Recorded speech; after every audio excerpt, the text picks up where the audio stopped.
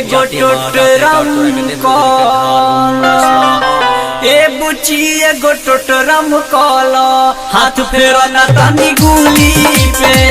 ए बुची एगो टोटरम कॉल हाथ फेरो ना तनी गुली पे। कहेलू बाबा अब होई का होई मानिला बात तारा लइका होई। कहेलू बाबा अब होई का होई मानिला बात तारा लइका होई। लेके तुम लजड़ी कुल्ही पे ए बुची एगो टोटरम कॉल ए बुची एगो टोटरम कॉल हाथ फेरो ना तनी गुली पे।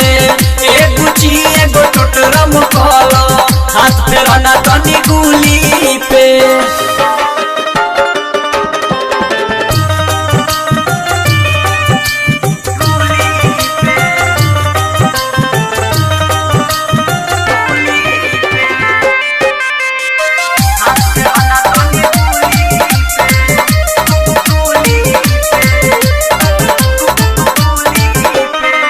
तनी फूलावा चढ़ावो छक पानी के गिरावो। तनी फूलावा चढ़ावो छक पानी के गिरावो। में अच्छा तो मिला के बुचिया कहतानी जवन कल तनी आगावा से भला जनी एने ओने देखो बुचिया। उठे ना दे हम दरदिया तनी को छपे ना पड़ी हरदिया तनी को। उठे ना दे हम दरदिया तनी को छपे ना पड़ी हरदिया तनी को। लेके टूटी को से मूली पे ए बुची एगो टोटरम कॉल ए बुची एगो टोटरम कॉल हाथ फेरो ना तनी गुली पे। ए बुची एगो टोटरम कॉल हाथ फेरो ना तनी गुली पे।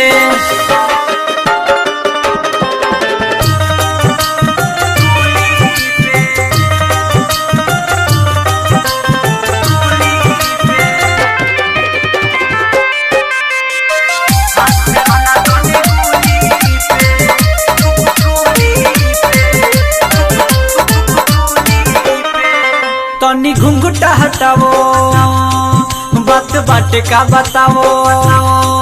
तनी घुंघटा हटावो बात बाट का बतावो। दूर होई परेशानी बुचिया आवो देह कर टाइट हम नाती तोहर हाइट। चलो सुध कोई जाओ कुटिया। राइटर हरे राम सोनू भी आई है स्टेशन दीपो हाथ घंटी बजाई है। राइटर हरे राम विकास भी आई है स्टेशन दीपो हाथ घंटी बजाई है। आज ये बड़ बाबा कुली के ए बुची एगो टोटरम कॉल ए बुची एगो टोटरम कॉल हाथ फेरो ना तनी गुली पे।